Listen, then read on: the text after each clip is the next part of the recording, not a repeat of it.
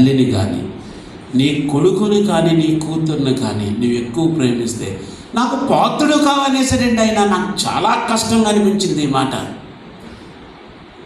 ఏంటి ప్రభువా? 1878లో Ivan Roberts అన్న యవనస్తుడు ఉద్యమం, వేల్స్లో ఉద్యమం వచ్చింది.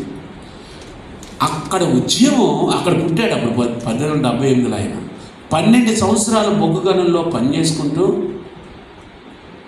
ఆయన ఎంతో కష్టపడి ప్రార్థన చేశాడు. ఏమని? నన్ను వంచు, నన్ను నలగొట్టు, ఉద్యమం ఇచ్చాడు దేవుడు. ఆ ఉద్యమపు జ్వాలలు ఎక్కడో ఇంగ్లాండ్ నుండి భారతదేశంలో కొండల దాకా వెళ్ళిపోయి ఆ అస్సాం ప్రాంతంలో కొండల్లోకి ఒక మిషనరీ వెళ్ళిపోతే అక్కడ గారో తెగ ఉంది. ఆలో మనుషుల్ని నరికేసేవారు. అలాంటి వాళ్ళు ఒక కుటుంబం రక్షించబడింది. గారో తెగలో ఉన్న ఒక కుటుంబం రక్షించబడింది. అతని భార్య నాక్సింగ్, అతని పేరు నాక్సింగ్. చెప్పండి, ఏం పేరు? నాక్సింగ్. వాళ్ళు ప్రభువు నమ్ముకున్నామని సాక్ష్యం ఇస్తే ఆ తెగ నాయకుడు పిలిచి అన్నాడు, 2 కొడుకుల్ని భార్యాభర్తని సమాజం మధ్యలో పెట్టి, చెప్పండి మీకు ప్రభు ఎక్కువ లేదా చెప్పు నాక్సింగ్, నీ కుటుంబం ఎక్కువ? నాకు ప్రభు కావాలన్నాడు. 2 కొడుకులు తలను నరికేశాడు. అక్కడే 2 పిల్లలు చంపేసి అన్నాడు, ఒరే మూర్ఖుడా, చూడు, నీ ప్రభు ఎక్కడున్నాడు నాకు చూపించు.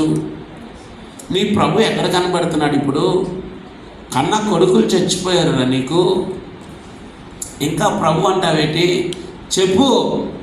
ఏడ్చి గుండెల లోతుల్లో నుండి అంటాడు, యేసు ప్రభు నేను వెంబడిస్తాను, నేను వెనక్కి తిరగను అంటాడు. భార్యని చంపేస్తాడు. ఒక్కడుండిపోయి సృహ తప్పి కోల్పోయి కింద పడిపోతాడు. నీళ్ళు జల్లి లేపి నిలవబెట్టి, చెప్పరా మూర్ఖుడా, నీ 2 కొడుకులు నీ భార్య చచ్చిపోయారు నాక్సింగ్, ఆ తెల్లదారులు మొత్తం మనకి ఎందుకురా, నువ్వు వెంటనే వదిలిపెట్టు అని చెప్తే ఆ కొన ప్రాణంతో గుండె లోతుల్లో అంటాడు, యేసును నేను వెంబడించేదాను, వెనుకకు తిరగను. I have decided to follow Jesus, no turning back. ఇప్పుడేమంటాడు తెలుసా ఆ తెగ నాయకుడు? ఇలాంటి మూర్ఖుడు భూమి మీద ఉండకూడదు, చంపేయమంటాడు. వెంటనే బల్లంతో పొడి